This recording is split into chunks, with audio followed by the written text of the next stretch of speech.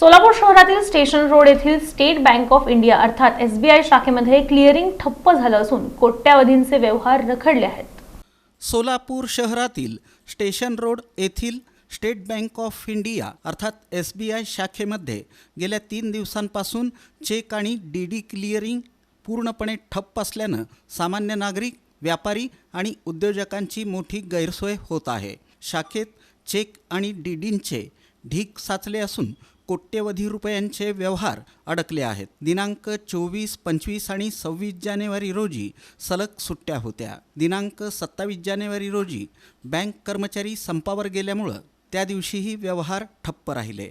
त्यानंतर बँक सुरू झाली असली तरी प्रत्यक्षात क्लिअरिंग प्रक्रिया अद्याप सुरू न झाल्यानं संपूर्ण आठवडा ग्राहकांना त्रास सहन करावा लागत आहे। ग्राहकांनी शाखेत जाऊन वारंवार विचारणा केली असता वरूनच यंत्रणा ठप्प आहे असं एकच उत्तर दिलं जात आहे। मात्र ही यंत्रणा नेमकी कोणती, अडचण कधी दूर होणार याबाबत कोणतीही अधिकृत आणि स्पष्ट माहिती बँकेकडून दिली जात नसल्यानं ग्राहकांमध्ये संभ्रम आणि नाराजी आहे। क्लिअरिंग ठप्प असल्याचा सर्वाधिक फटका व्यापारी, व्यावसायिक संस्था, वेतनधारक कर्मचारी तसंच ज्येष्ठ नागरिकांना बसत आहे।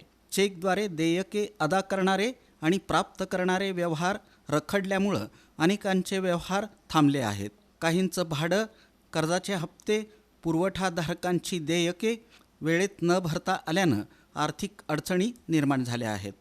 स्थानिक व्यापारी संघटनांनीही या प्रकाराबाबत तीव्र नाराजी व्यक्त केली आहे।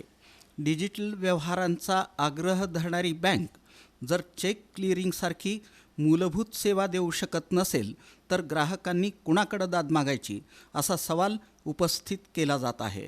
या संपूर्ण प्रकारामुळे SBIच्या कार्यपद्धतीवर प्रश्नचिन्ह उपस्थित झालं असून बँकेच्या वरिष्ठ अधिकाऱ्यांनी तातडीनं लक्ष घालून क्लिअरिंग प्रक्रिया सुरळीत करावी तसंच ग्राहकांना अधिकृत माहिती आणि दिलासा द्यावा अशी मागणी जोर धरू लागली आहे। अन्यथा ग्राहक आंदोलनाचा मार्ग अवलंबण्याची शक्यता नाकारता येत नाही।